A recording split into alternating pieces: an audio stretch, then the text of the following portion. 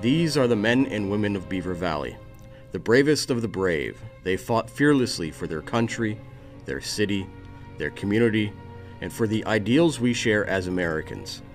They served proudly in World War II, Korea, Vietnam, the Gulf War, Iraq, and Afghanistan.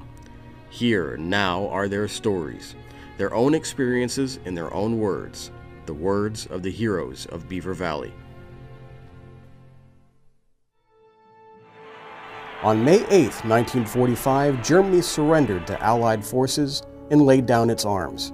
Just a few months after victory in Europe, World War II would come to a close. Army Sergeant Carl-Walpusk, who now resides in Moon Township, was part of that war effort, serving in Italy with the 98th Bomb Group, initially as a supply operator. He soon made a life-changing decision. One night, I got the big idea. If you was an aerial gunner, all you had to do was fly 50 missions, and then you'd go home. And if I stayed on the ground, I wasn't going to go home until the war was over. So it sounded like a pretty good deal. I became an aerial gunner. One of his first missions was to fly with his crew over Plesky, Romania. It was the biggest oil field in the region and a heavily guarded target. Well, we were fortunate to get through the anti-aircraft. I can tell you one thing, that sky was filled with smoke from the anti-aircraft exploding. At times completely obscured the sky, blotting out all light, even at midday. 10, 15 minutes after we cleared the target, we got jumped by fighters. We got up, shot up pretty good. The pilot and Walpusk's crew rang the bell, signaling to the others to abandon the aircraft. Walpusk fastened his parachute and jumped out of the plane. My chute opened and I was going down, and I tell you truthfully, that was one of the prettiest sights I ever seen. You don't know you're going anywhere. You're just floating down through the space and looking around and enjoying the scenery.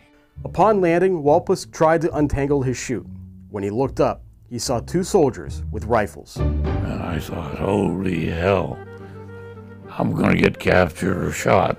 Fortunately for Walpusk, one of the soldiers put a white rag on the end of his rifle and signaled for him to come to them.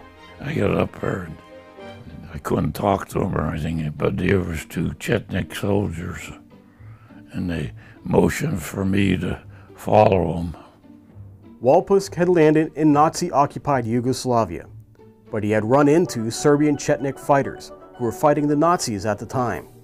Walpusk was taken into a village where he was fed and given a place to sleep.